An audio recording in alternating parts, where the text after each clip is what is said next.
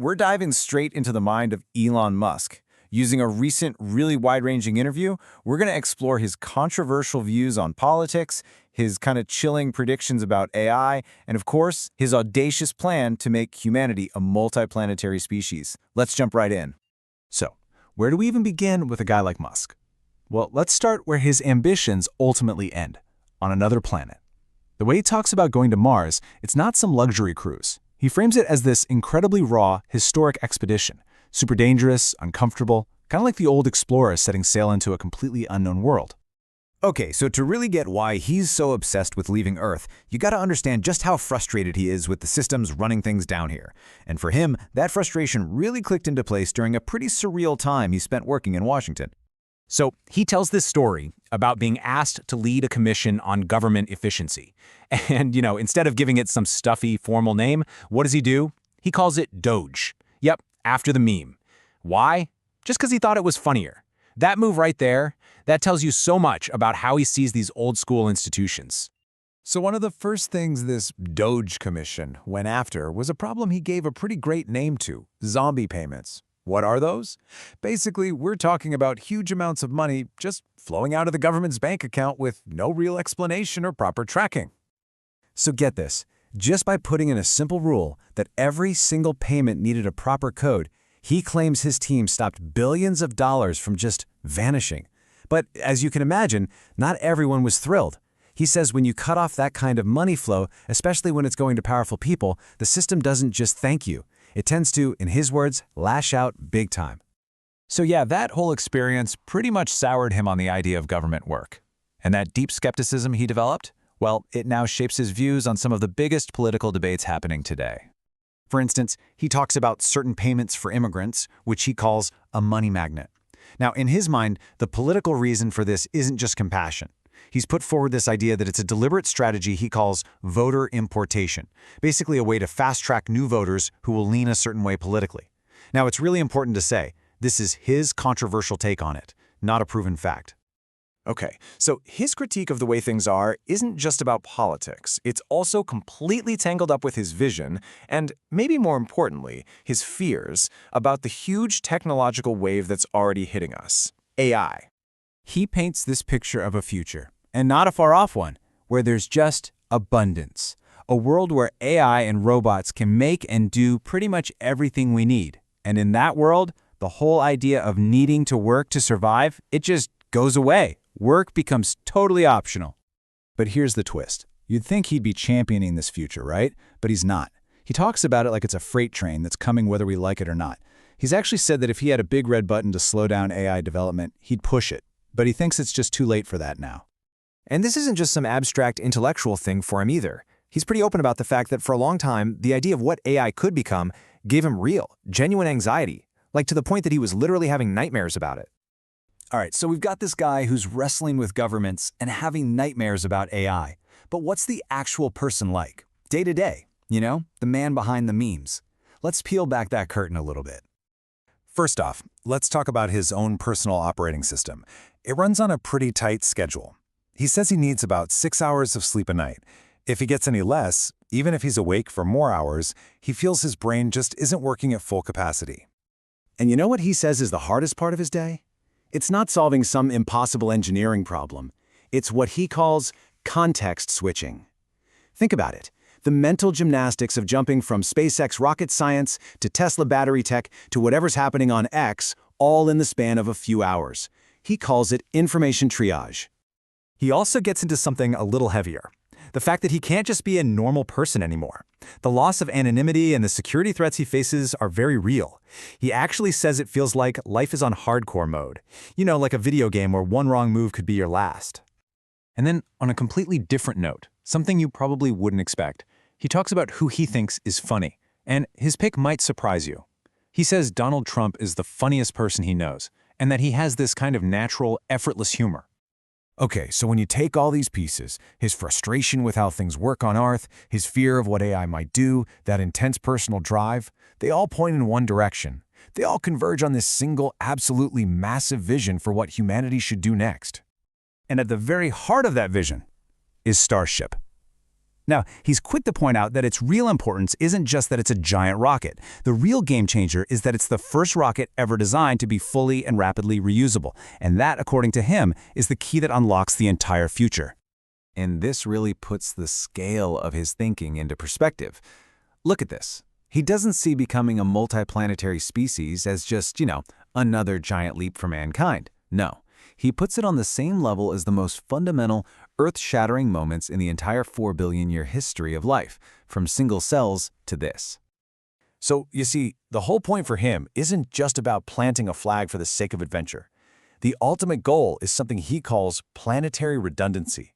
It's about making a backup copy of humanity, a backup of consciousness and civilization, so that if something truly terrible happens here on Earth, whether we do it to ourselves or it's a cosmic accident, the human story doesn't just end. Which leaves us with one last, big question to think about. Musk's entire vision is aimed at the stars, at securing our future out there. But what's the cost? What do we as a species gain, or maybe lose, by focusing so much energy on looking up when there are so many massive problems to solve right here? What if fashion, aliens, and the very fabric of reality all have in common? Well, apparently they're all bouncing around inside Elon Musk's head. In this explainer, we're going to take a quick tour through some of his most surprising and out-there ideas, all from just one conversation. Let's dive in. So we're not starting with rockets or AI. We're starting with a question that, for a tech billionaire, seems totally out of left field. Musk is looking at the world around us and seeing that something's missing. It's like a creative spark has fizzled out, especially when it comes to the clothes we wear. All right, so our first stop on this tour, it's right here on Earth, taking a look at his observations about where our culture is at right now. I mean, think about it, right? The 60s, the 70s, the 80s. You can instantly picture the look for each decade. But what about the last 20-plus years? Musk's argument is that it's just been kind of flat, a period of aesthetic stagnation. Where's the bold new vision for the future in our fashion? And his critique of our culture goes way deeper than just our clothes. When he was asked to name the worst invention of our time, his answer wasn't some superweapon or a pollutant. Nope, it's something you probably have in your pocket right now, short-form video. He thinks it's not just a distraction, it might actually be harming our minds. Okay, so from our culture here on the ground, Musk's perspective naturally expands outward, way, way out. Let's follow his train of thought as we start looking up to the stars. Given his job at SpaceX, this has got to be the #1 question he gets asked. Has he, or have any of his teams, seen any real evidence of extraterrestrial life out there? His answer is a pretty firm no. No alien evidence at SpaceX. But, he can't resist poking a little fun at the conspiracy theories. He points out that Neil Armstrong's first name and initial, Neil A, spelled backwards, is alien. Coincidence? Almost certainly. Proof? Definitely not. So, while he's quick to joke about the alien theories, what about the conspiracies that are a little closer to home? The ones that question one of humanity's greatest achievements in space, the moon landing. He doesn't just say, "We went to the moon," he says it with absolute 100% certainty. And then he adds this detail that's so wonderfully absurd, it just has to be true. We didn't just walk on the moon, we played golf on it. He offers this really simple, elegant explanation for that whole waving flag thing people always bring up. It's not about wind, it's just basic physics. When the astronaut plants the pole, they transfer a bunch of energy into it. That energy makes the flag ripple. And in the vacuum of space, with no air to slow it down, it just keeps on rippling. Simple as that. All right, from the physics of space, we're now turning to the complexities of human nature. Musk's focus shifts from the cosmos to the very people who are trying to reach it, exploring ideas about leadership, our purpose, and even being a parent. He's often portrayed as this incredibly demanding, even harsh leader. But he pushes back on that idea. He argues that the top, most talented people in the world wouldn't stick around if the environment was truly toxic. From his perspective, he's built a team that is united by a powerful sense of mission, and that's what keeps them all going. And the physical embodiment of that mission? That's Starbase Texas. I mean, this place is more than just a launch pad. It's a self-contained city built on a sandbar, a modern-day company town designed to inspire and focus the team on one thing, reaching for the stars. And right in the middle of all these grand plans for humanity's future, he makes this very personal reflection on the next generation. He just shares this simple observation from his own experience as a father. He thinks the golden age of childhood is somewhere between the ages of 5 and 10. All of this really builds to a core belief he has about our species. Despite all our flaws, Musk argues that humanity is fundamentally a good thing. And why? Because we bring consciousness to the universe. We are the means by which the cosmos can begin to understand itself. Now, this idea of consciousness as a cosmic force leads us to the final, and let's be honest, the most mind-bending part of our journey. We're about to question everything we think we know about reality. What if our entire universe is nothing more than a sophisticated computer simulation? Before we dive into simulation theory, just think about this for a second, because it's just as wild. The very atoms that make up your body, they have been forged in the heart of a star. Not just once, but likely 3 or 4 times. We are, quite literally, made of stardust. So, what does stardust have to do with simulation theory? It all comes down to this simple but profound idea. The most interesting outcome is the most likely. He suggests that if our universe were a story, it would follow the most compelling plotline. And really, what's more compelling than a universe that eventually becomes self-aware? The implication of this idea is just staggering. If our reality is a simulation, then we are, in a weird way, performers for an audience we can't even see. And just like any show, we're only on the air as long as we're entertaining. If humanity's story gets boring, the simulators might just hit the off switch. And so we're left with this final, really unsettling question. All of human history, all our art, our science, our love, our wars, it all might just be a performance. The ultimate question, then, isn't what is the meaning of life, but maybe it's something more like this. Are we putting on a good enough show? All right, let's dive right in. Today, we are getting inside the mind of Elon Musk, pulling some really fascinating ideas from a recent interview he did. We're going to cover everything from whether we're living in a simulation to the future of social media, and yeah, even the one song he uses to get pumped up. Okay, let's get into it. So we're kicking this whole thing off with one single kind of wild idea that, for Musk, explains pretty much everything. His belief is that the most interesting outcome is the most likely. Now, I know, it's a total mind bender, but this is the lens he uses to look at the world, from politics all the way to technology. Let's unpack what he actually means by that. So here's the game plan for our explainer. First, we're going to tackle his biggest theory about our simulated reality. Then we'll see how that kind of thinking gets applied to his vision for the X algorithm. After that, we've got a rapid-fire would you rather that really shows how he thinks. And finally, we'll get a little more personal with the man behind the memes. Okay, part 1. We are starting with the biggest idea you can imagine, the simulation theory. Is everything we see, everything we feel, just part of some ridiculously advanced computer program? So here it is, the core of the whole theory. Musk thinks that if we are in a simulation, it's not some boring science experiment. It's entertainment. Basically, our reality is like a cosmic TV show. And, you know, what happens when a show gets boring? It gets canceled. For us, that could mean the creators just turn off the simulation. Game over. It's an idea that's actually pretty popular in Silicon Valley, probably because it frames the universe like a piece of software, something you can understand, debug, and maybe even rewrite. That is a super fascinating and honestly kind of terrifying thought. But how does a theory that abstract actually connect to things happening in our world today? Well, Musk has a very, very specific example in mind. And here is where he brings this idea crashing into the real world. Musk applies this theory directly to politics. He looks at the quote-unquote story arc of Donald Trump, winning, then losing, then potentially winning again, and basically says that's just the more interesting plotline. If you think about it from a writer's perspective, it's got twists, it's got turns, it's drama, and in his simulation theory, that drama actually makes it a more likely outcome. Okay, let's switch gears and move to our next section. We're going from this huge cosmic philosophy to the very real-world challenge of building a social media platform. So how does this keep it interesting philosophy translate to his work on X? What we're seeing here is the huge shift he's trying to make with X. You know the old social media model, right? It's all about your follower count. It rewards performance. It's about who you are.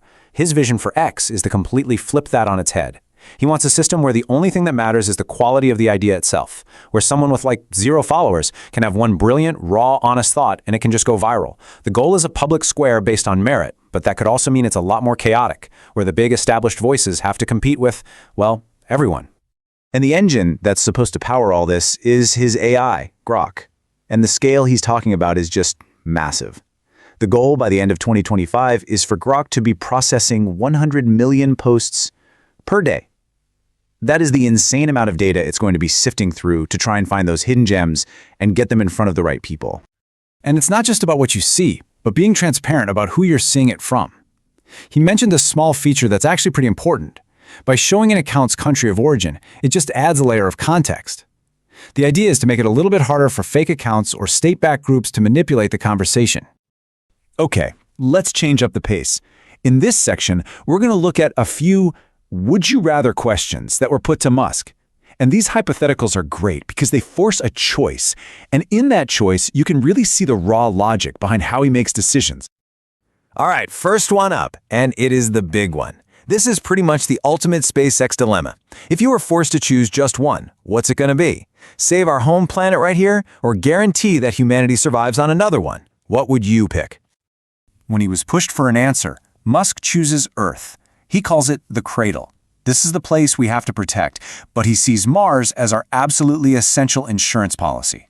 It's the backup drive that makes us a multi-planetary species and guarantees we survive in the long run. So for him, it's not really an either-or. You have to have both. Okay, next choice. And this one is great because it brings us full circle, right back to where we started. Time travel or instant teleportation? It sounds like a simple sci-fi question, but his answer really connects everything together. His breakdown here is just so interesting. He says, look, instant teleportation would break the known laws of physics, unless those laws are just lines of code. If our reality is just a big computer program, then time travel isn't really time travel. It's just loading a saved game file. See? It all loops back to that core idea of us living in a simulation. Okay, for our last section, let's pull back the curtain a little bit. We've talked about these huge, grand theories and massive tech ambitions, but who's the actual guy behind it all? Let's get into some of the more personal, kind of fun details. So what does he do to just chill out? Apparently, he's watching Teenage Mutant Ninja Turtles with his son. A movie he loves to rewatch is the comedy classic Dodgeball. And the one song that just instantly puts him in a good mood, the 80s rock anthem, The Final Countdown. Yeah, I can totally see that. He also told this great story. So picture this, you're at this super exclusive, super strict sushi restaurant in LA. You know the type, where the chef's menu is basically law. No changes, no substitutions, you can't even ask for extra soy sauce. And into this temple of fine dining walks Elon with his son, Saxon, who just loudly announces, "I want a cheeseburger." Apparently the staff was just completely stunned. It's just a funny, really relatable moment of a kid just being a kid, no matter how fancy the restaurant is. And here are a few more quick hits for you. His go-to breakfast is steak, eggs, and coffee. If he wasn't doing, well, all of this, he says he'd probably be a video game designer, which, given the whole simulation theory, makes perfect sense. And the emoji he'd use to describe himself? The face with tears of joy. And if he could have a dream dinner party, who's on the guest list? A poet, a founding father, and an inventor. William Shakespeare, Benjamin Franklin, and Nikola Tesla. He even joked that he'd serve them this epic 12-course meal that would, of course, have to include a tiny little cheeseburger. So, from the nature of reality itself all the way down to a kid's love for cheeseburgers, that's our look into the mind of Elon Musk. He chose a writer, a statesman, and an inventor, which really just leaves one final question for you. Who would your 3 dream dinner guests be?